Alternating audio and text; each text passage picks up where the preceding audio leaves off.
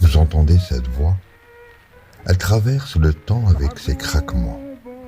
Cette voix puissante venue d'un autre siècle. C'est celle d'un homme né en 1844 sur les hauteurs d'Alger. Un homme dont la mémoire a sauvé des siècles de musique et de l'oubli. Cette voix, c'est celle de Cheikh Mohammed Ben Ali Sfinja. Dans une maison fortifiée datant de la période ottomane, Mohammed Ben Ali Sfinja est né dans une famille notable. Par sa mère, il est lié aux Boshtobji, ces artilleurs d'élite qui défendaient les côtes algériennes. Sa famille, d'origine turque, était parmi les plus riches d'Alger, au lendemain de la prise de la ville, en 1830. Le jeune Mohammed étudie l'arabe et le Coran d'abord à la mosquée Mejdouba de Bouzareya, auprès de son grand-père, puis à la grande mosquée d'Alger. Mais il faut gagner sa vie. Alors Mohammed apprend un métier. Il devient cordonnier. Oui, celui qui allait devenir le plus grand maître de la musique andalouse à Alger, réparer les semelles le jour. Dans son échoppe, entre deux coutures de cuir, il fredonnait les mélodies apprises dans son enfance. Et le soir venu, il posait son tablier pour prendre sa cuitara, car la nuit, Mohammed devenait musicien. Vers 1875, Sfinja entre vraiment en musique. Il devient l'élève du plus grand maître, Cheikh Mnemesh. Ce dernier tenait lui-même son savoir d'Ahmed Ben Hadj Brahim, qui fut le chanteur préféré du dernier dey d'Alger, une lignée ininterrompue remontant à l'époque andalouse. À la mort de son maître, Sfinja complète son savoir auprès d'un autre grand nom, Ben Farachou. Il devient ainsi le dépositaire de la tradition algéroise. Doté d'une mémoire prodigieuse, d'une voix puissante qui remplit les salles, Sfinja ne joue jamais seul. Autour de lui, des musiciens. Mozino Orbab, Laho Seror à la cuitra, Chaloum au mandol. Dans la basse Casbah, il y avait un café, le café Malakoff. Et dans ce café, Sfinja joue. À quelques pas de là, un petit restaurant, tenu par un certain Makhlouf Yafil. Son fils, un garçon né en 1874, passait ses soirées à écouter, fasciné, la musique qui s'échappait du café.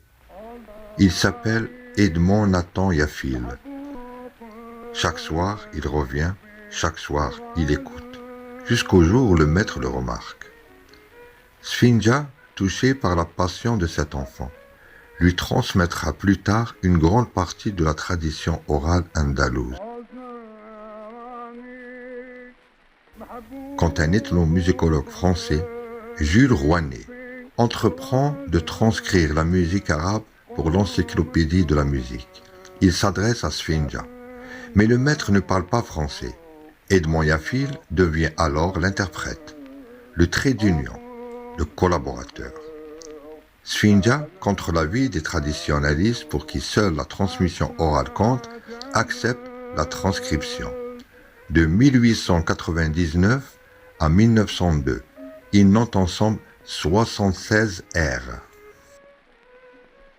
En 1901, Sfinja franchit un nouveau pas.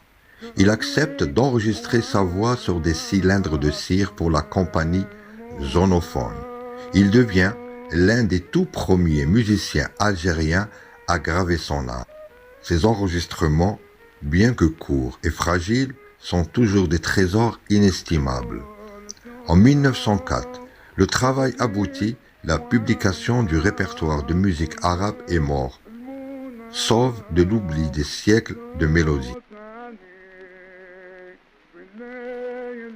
En 1904, son répertoire est enfin transcrit, gravé sur le papier. En 1901, Sa voix était capturée par la cire des cylindres zonophones. Le maître a gagné son pari contre l'oubli, mais le temps, lui, continue sa course.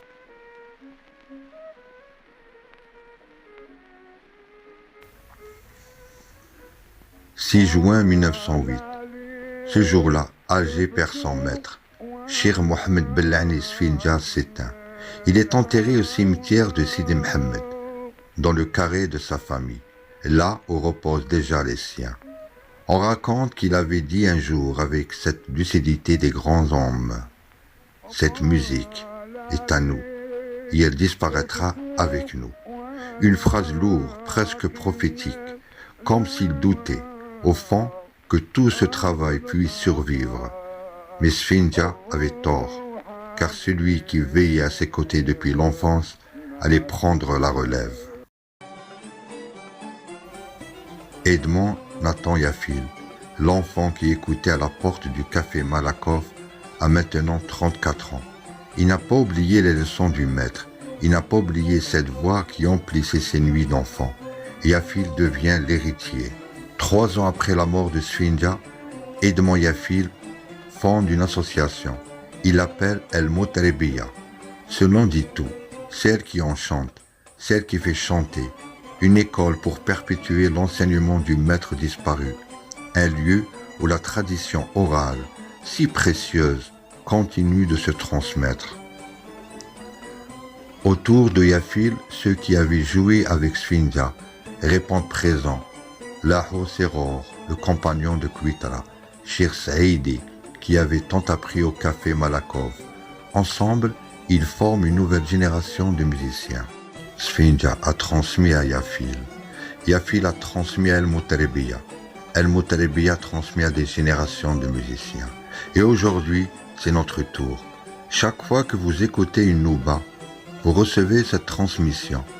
Chaque fois que vous partagez cette musique, vous la prolongez. Chaque fois que vous racontez cette histoire, vous empêchez Sfindia de mourir tout à fait. Comme disait le cher, cette musique est à nous et elle disparaîtra avec nous. Non, cher, elle est toujours là.